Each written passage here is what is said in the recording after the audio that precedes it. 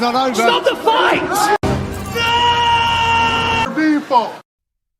Everybody, I come here for everybody. Kill everybody. I'm the champ. I'm the king. Kill everybody. Ah! All right, we are back with UFC Fight Night back in Vegas for Tsarukyan versus Gamrot with one of the better posters. What's up, dude? How we doing, my man? I'm looking forward to this card here. Yeah, we got some prospects. We're coming back after a weird week. Great fights last weekend, but questionable judging and a lot of knockouts. But let's get into this card. Okay, for our first fight of the night, we had some other cancellations, but looks like this one's going to be the first. We got Jinh Frey versus Vanessa Demopoulos. Sorry, I almost messed that one up. And for this one, I think Frey jumped as a bigger favorite even yet, but I'm going to pick Frey for this one, but I'd say it's another Beware fight. Kay Hansen submitted Frey, which is just red flag written all over it. Vanessa's a submission girl. But let's just talk about Frey as a whole fighter. She's kind of a bolty girl. She's like buff. She primarily stands up with people. She doesn't have crazy volume. Her striking's pretty basic, but it's going to be far better than Vanessa's here. And I expect her just to stay on the feet and just pick apart Vanessa here and cruise to a decision or a late round 3 KO. But to talk about Vanessa, she's a weird fighter. A lot of her losses have come to wrestlers. And her last win, she got the armbar versus Silvana Gomez Juarez, who just got that knockout at UFC Singapore. And she's got a weird style where she has horrible striking defense. She walks into punches. She gets sat down a lot. I watched her regional fight versus Cheyenne Velismus, and she got dropped like 3 times, and then Cheyenne broke her arm. Not even from an arm bar. She just broke it, and Vanessa got the win, so that was kind of goofy. But Vanessa's striking's really bad. She doesn't really have good wrestling, so it's going to be hard for her to get to the ground. But if it does go to the ground, there's red flags written all over it. In my opinion, don't bet this one. Maybe just bet Frey by decision, I wouldn't even bet an over on rounds. But yeah, I'd say maybe just Frey by decision, and that's my final call for this one.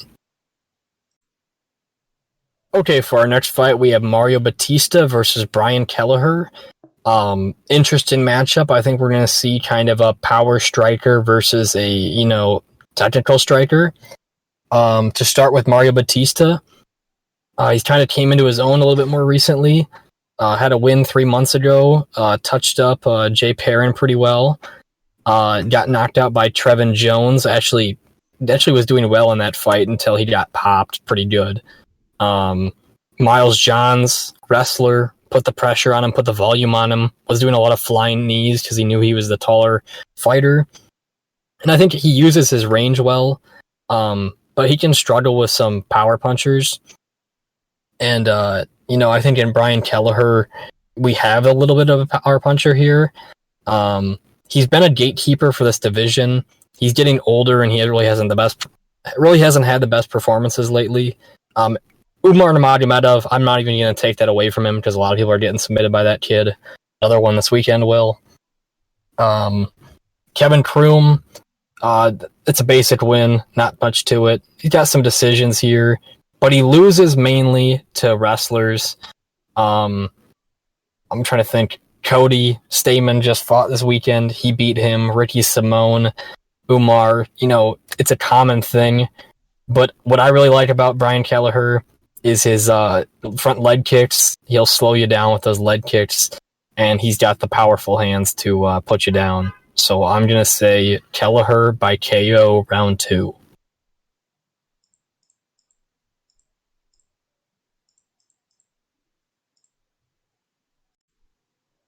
Okay, for our next fight, we have Cody Durden versus JP Buys. I really like Cody Durden in this matchup, and I think we're getting him at a good line. And I would advise you not to take his line until maybe later in the week. because people just know Cody Durden from that Makayev knockout, and at least recently they do. So people are gonna, probably avoid betting on him just because they remember him getting flying kneed and then choked out. But I truly think he's a better fighter here. He's got good wrestling, and I just think he's got the better striking. In JP Bai's instance, he's a younger dude. He's stringing together some decent wins on regional scenes and came into the UFC and hasn't had a ton of success. I don't think his wrestling will be able to outtake Durden's, and I don't think he will be able to outstrike Durden. And for that reason, I'm going to say Durden gets a decision here. I think he's just going to push through and get that decision. But yeah, I really think that this line could maybe even move to plus 100 for Durden. And Bai's doesn't really show me anything crazy to get that win. So we're going to say Durden by decision. Okay, for our next fight, we have Raulian Paiva versus Sergey Morozov. I'm just leaning Morozov here. Paiva, he's a pretty good fighter. We'll just start going through him. He used to fight flyweight, where he had a huge size advantage on everybody. Being a 5'8" dude at flyweight is a really big height advantage. And he's got decent striking, and from what I can see about Paiva, that if you like this from a betting perspective or a pitch perspective, is that he uses his kicks a lot, whereas Morozov doesn't. Paiva kind of will finish combos or have a nice body kick to toss in there. But when he was fighting flyweight, he's got a lot of inflated fights also from his regional scenes, but he had this a huge size advantage on flyweights and kind of use that range against him, against Salgas and Mudulov and some of those guys. When he fought Kyler Phillips, he really got beat up bad, and that fight should have been stopped in the first round. And Keith Peterson let it keep going. Kyler Phillips gassed from trying to get a finish so bad. And then Paiva won the next 2 rounds, and then most recently, he got knocked out by Sean O'Malley. Not going to take that away from him because Sean O'Malley can kick a can down pretty good. On Morozov's side, he actually dropped Douglas Silva de Andrade 2 or 3 times in that fight until he got choked out. That was actually one of the fight of the year contenders, in my opinion. But I think he's going to use that jab just better than Paiva. I think he's going to have that striking edge. Just barely. His boxing's more crisp. Paiva's arms are very loose when he's striking. And I don't think he has as much knockout ability. Khalid Taha was a decent win for him. Lost to Umar Nurmagomedov. A lot of connecting fights here. But I just like Morozov striking just that a little bit more. And, I'm hoping people bet on Paiva to move Morozov the other way, but it's going to be a close one. But I got Morozov by decision. All right, for our next fight, we have TJ Brown versus Shayilan. Not going to try that last name, but anyway, for this fight, we have TJ Brown, who's more of a wrestling jiu-jitsu guy, but has really worked in his striking. And then we have Shayilan, who is primarily a wrestler, can kind of go for his own submissions. But this fight has red flag written all over it. TJ Brown is coming down a weight class for this fight. Shayilan is very big for the weight class for 145 already, so there won't be a huge size discrepancy in my opinion. If you look at Shayilan's numbers for significant strikes, he averages 1 significant strike per minute. That means that he throws 16 or 17 per fight. That's how many significant strikes he throws or lands. And he faced Josh Kulabau, which is a tough opponent, and he actually had some decent takedowns, but he has a size advantage. TJ Brown, I'm just gonna pick him. I'm gonna pick him by decision here, but he slows down in fights, man. I think he lost that Kai Kamaka fight. beating Charles Rosa has proved to not be like a great win. He's got some other weird losses, but the line is so wide for this one for dudes that I think could literally go either way. But there's just not enough reliability. I can't pick a dude who won't throw strikes to win a fight. And, he maybe will have the better cardio in the last 2 rounds, but I gotta stick with Brown here. Brown by decision. Okay, for our next fight, we have Tafon and Nchukwi versus Carlos Ulberg. Well, I think I'm just barely leaning Ulberg just off striking, but let's just start with Nchukwi. Let's just start talking about him. Nchukwi, he got kneed in the head not too long ago, but actually had a pretty decent performance versus Azamat. I don't want to try the last name. He actually was winning that fight, in my opinion, until that happened. He has actually some decent performances in the UFC, but what he's missing, I think, in this matchup is speed. Kennedy Nchukwi, who knocked out Carlos, he shelled up a lot, which actually Nchukwi's pretty good at, which is just, putting your hands near your head, deflecting punches, a lot of what Calvin Kattar did this weekend. And I just think that he's just going to get the better here. Carlos is just going to be able to touch up Nchukwi and cruise to a decision. Nchukwi, I really do think that this could be way, way closer. I think he might get that knockout. Carlos kind of gives me that Luke Rockhold vibe. He doesn't have a good chin, but he's got flashy striking. He's going to have a big height advantage, not the reach advantage, but he uses his jab, so I expect him to pretty much have a reach advantage. But yeah, I think the speed advantage is what I see is different, and Nchukwi hasn't had many knockouts recently, so yeah, we're going to do Carlos by decision. All right, for our next fight, we have Chris Curtis versus Rodolfo Vieira. Your classic striker versus grappler matchup.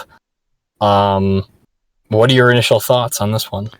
Initial thoughts are, so I think Chris Curtis can get another knockout here and keep his win streak going.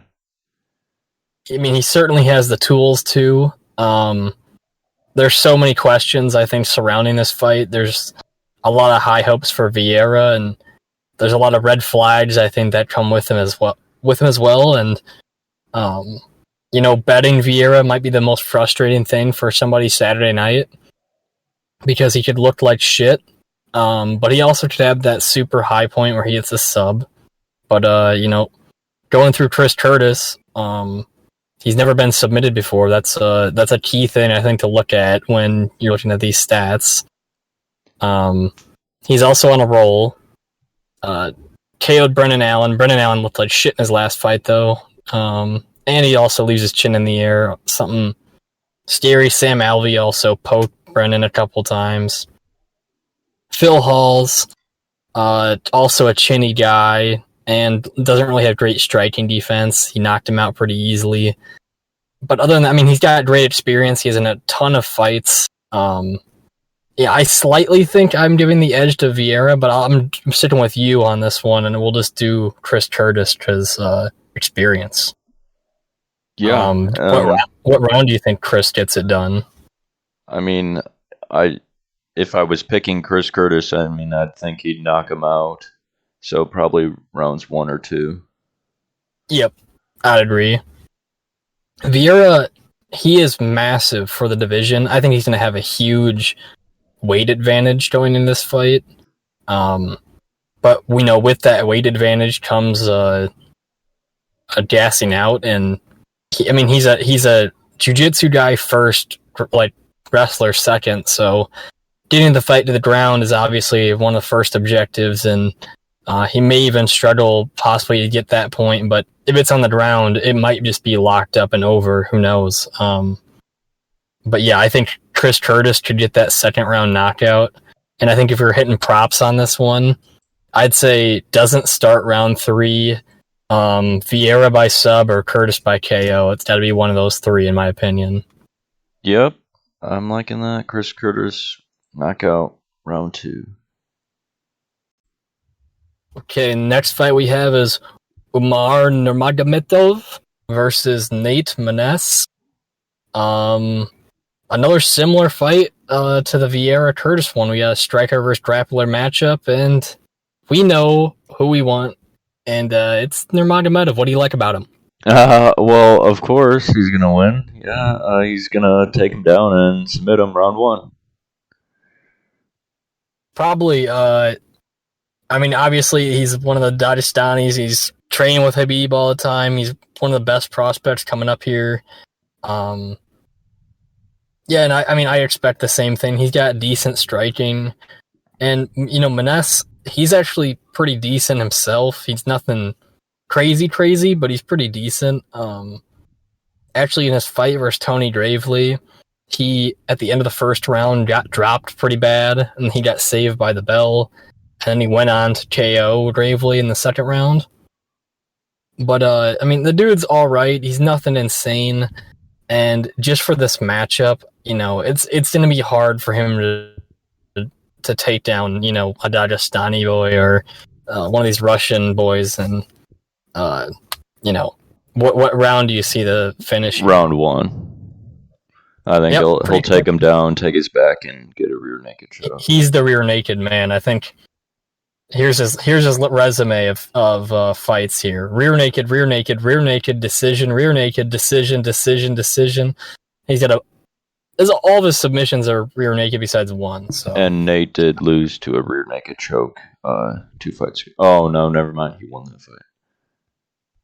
You should be able to bet what submission they throw down on somebody, because I'm trying to hit that plus 100 on Umar by sub. But yeah, I think that's the play. What do you think his odds for submission will be if he's minus 700 right now? Probably like minus 150. Yeah, I was thinking like 200. Because it's 2 ways of winning or decision or whatever, and I don't think they're gonna probably throw knockout in there, but they have to balance the scales between the decision and the submission, so it has to be somewhere in between that. Yeah. Submission. Nurmagomedov, round 1. Alright, our next matchup of the night is Thiago Moises versus Christos Giagos. We're going to stick with Moises here, but I'd just say proceed with caution. My thoughts of Moises aren't super high. What are your thoughts on him?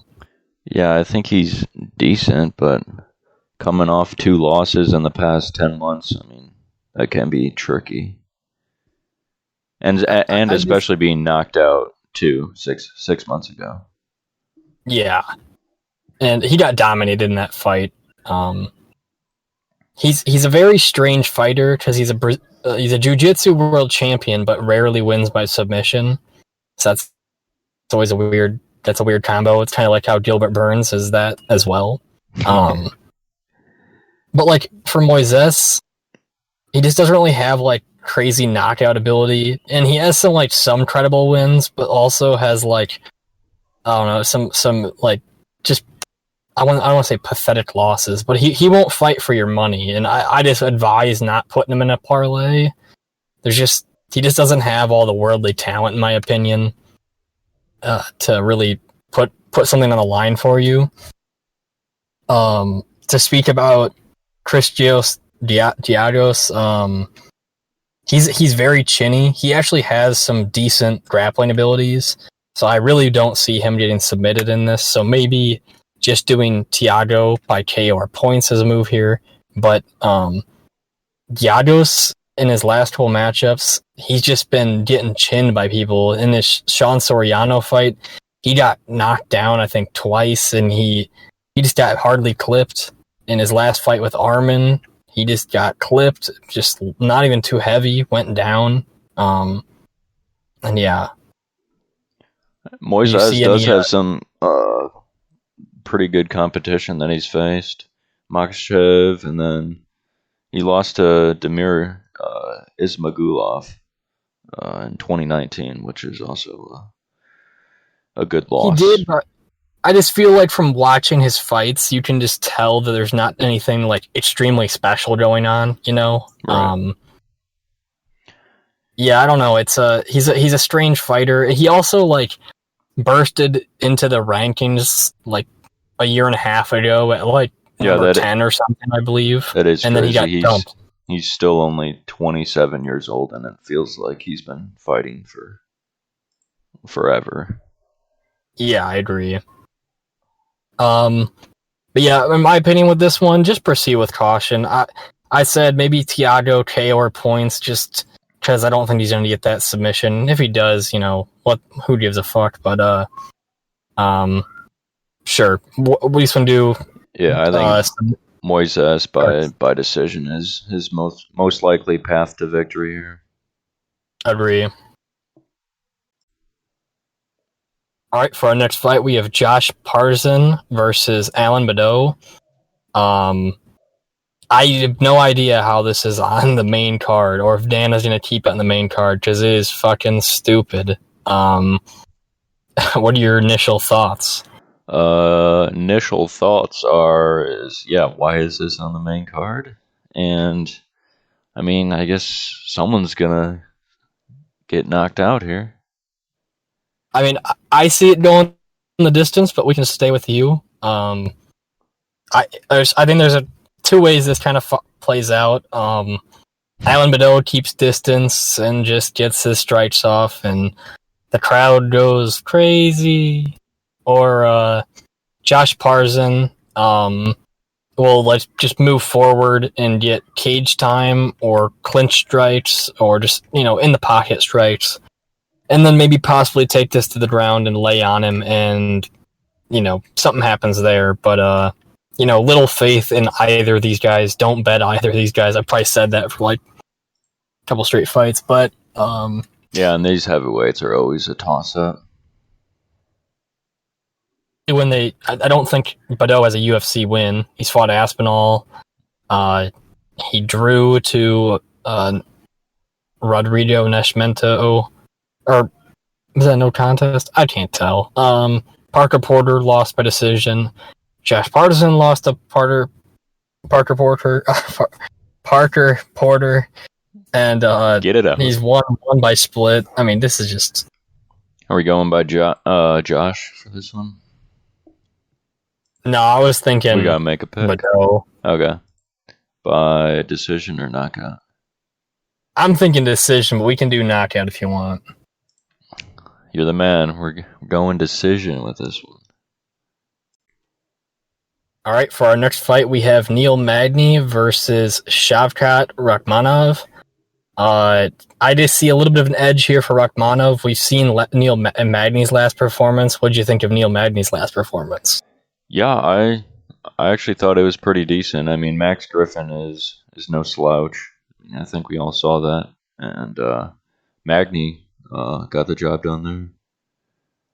I think the difference I see in Magny in like just recently is how stiff he's been when he's fighting. And like in the first round versus Max Griffin. Yeah, he's a little gun shy. Yeah, he got like very nervous and he got touched up. And then rounds 2 and 3, he speeds up his style. And with such a fast starter in Rakhmonov, you just kind of think he's going to come out and knock Magny out. At least that's how I see it. I don't really think he's going to submit him. I think maybe guns blazing to start and knock him out. I could see him knocking him down and getting the submission. And to be honest, I do see some value, honestly, on Magny here, like down the line. Like, if Shavkat has a big round 1 and he looks a little tired, live bet Magny, because he's round 2 and 3 king. He's the clinch grappler. He just puts you on the fence. In the Jeff Neal fight, too, he lost the first round and then won the second and third. Yeah, and Jeff Neal's a good fighter, too. And he's got power, but he doesn't really blitz people like Shavkat does.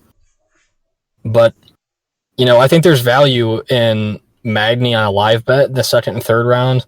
And again, that grappling, he's got a pretty decent wrestling game, and if he just slows down Shavkat a little bit, who knows what could happen. But, I mean, just for the way things been going recently, and I just think we have to stick with Shavkat by knockout here. Yeah, and they're going to be hyping or pushing Shavkat along the rankings here, too. So that'll be interesting to see him and Hamzat.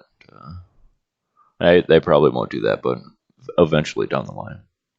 Yeah, Shavkat really hasn't faced like the best competition yet, and Hamzat really didn't face too much competition until Jing Liang, then Gilbert, and this is kind of that step up now. This is like that Jing Liang step up for Shavkat, and if he wins, he's kind of that legitimate guy, so it'll be really interesting. Yeah. Shavkat, round 1, knockout. Okay, and for our main event, we have Arman Tsarukyan versus Mateusz Gamrot. Very, very close fight. Both talented guys in division. Arman being the younger guy and Gamrot being a little bit more the experienced guy here. But, both have faced good competition. Who do you like? Yeah, leaning Tsarukyan here. And I like this fight to go the distance.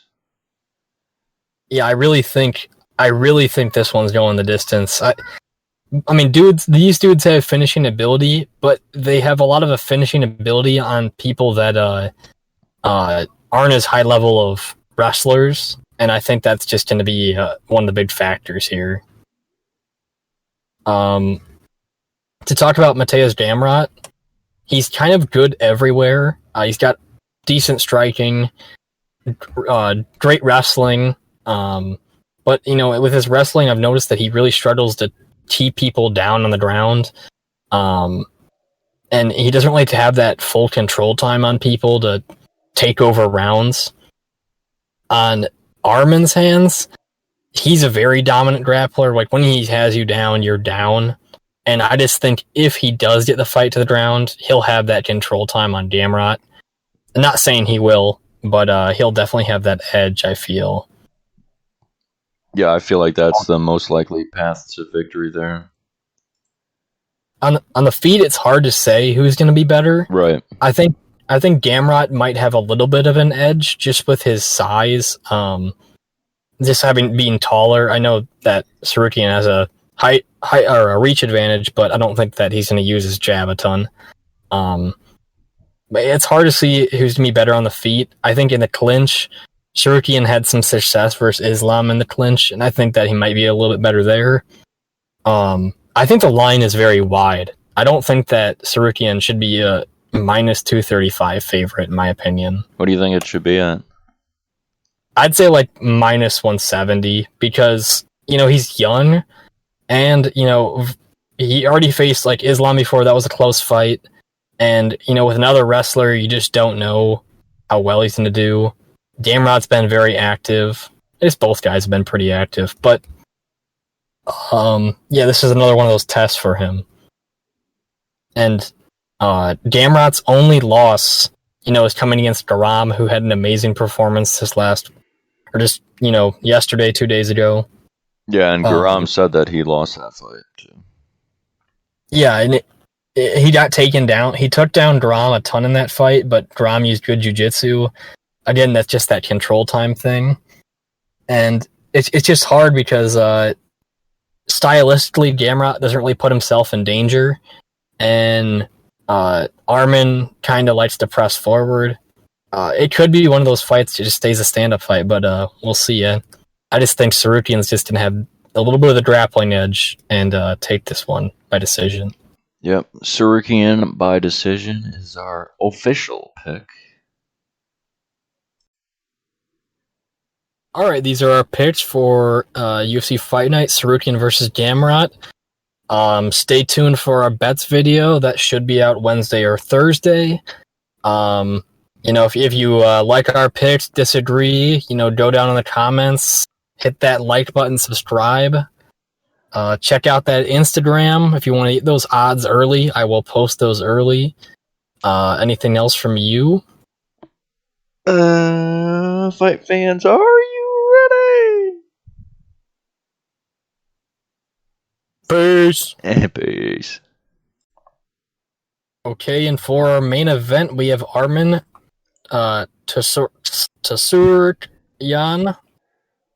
Restart that. Holy fuck. Arman Tsarukyan.